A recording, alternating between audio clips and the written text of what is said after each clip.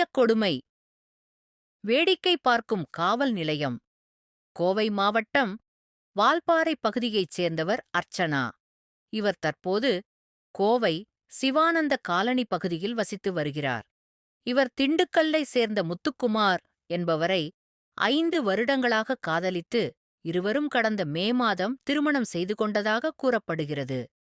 இந்நிலையில் ஆடி மாதத்தை காரணம் காட்டி வால்பாறையில் உள்ள தனது பெற்றோர் வீட்டில் விட்டு சென்றுவிட்டதாகவும், சில நாட்கள் கழித்து தனது கணவர் முத்துக்குமார் மற்றும் அவரது தாயார் சுகந்தி தங்கை மற்றும் குடும்ப உறுப்பினர்கள் சகிதமாக கோவையில் உள்ள செம்மொழி பூங்காவிற்கு தன்னை வரவழைத்து, "நீ தாழ்த்தப்பட்ட ஜாதியைச் சேர்ந்தவள் என்றும் என் மகன் உயர் வகுப்பைச் சார்ந்தவன் என்றும் உங்கள் இருவருக்கும் இடையே சாதிய வேறுபாடு உள்ளதால் எங்களால் ஏற்றுக்கொள்ள முடியவில்லை. உனக்கு எவ்வளவு பணம் வேண்டுமானாலும் தருகிறோம். நீ என் மகனை விட்டுவிட்டு செல்ல வேண்டும்" என்று வற்புறுத்தியதாகவும், மேலும் தன்னுடைய சாதிப் பெயரைச் சொல்லி இழிவாக பேசி தன்னை அடித்து துன்புறுத்தியதாகவும் கூறப்படுகிறது.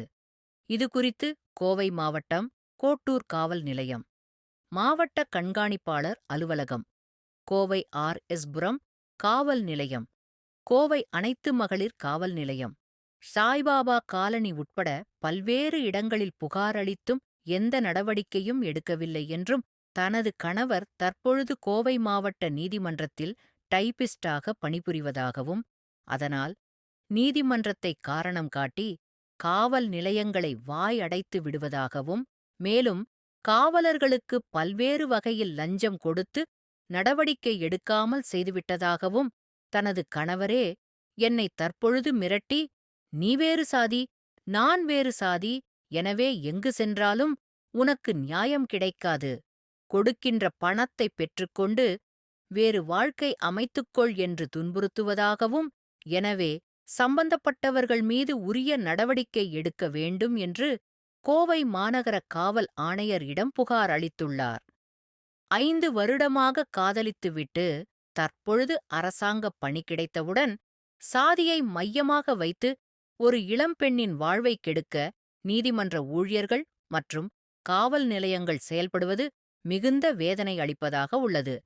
சம்பந்தப்பட்டவர்கள் உரிய நடவடிக்கை எடுப்பார்களா?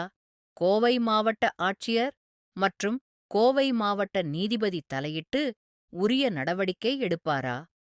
பொறுத்திருந்து பார்ப்போம்.